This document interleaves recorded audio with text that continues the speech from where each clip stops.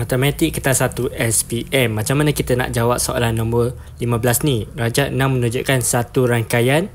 Nyatakan darjah bagi bucu C. C adalah dekat sini.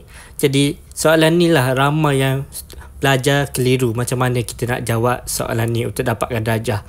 Sebenarnya bukan nak dapatkan darjah tapi nak dapatkan bucu. Jadi apa istilah bucu? Istilah bucu adalah sebagai contoh yang ni. Mana satu bucu? Bucu adalah dekat sini. Yang tajam ni dekat sini. Kalau macam ni, yang mana satu bucu? Yang ni, betul tak? Contohlah kalau dekat sini, yang mana satu bucu? Dekat sini. Yang tajam ni, 1, 2, ada 2 bucu. Ataupun dekat sini, saya akan arahkan panah dekat sini.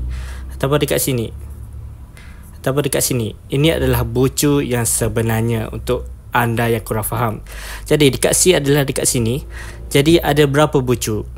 Jadi untuk nak lebih faham, saya akan buat anak panah.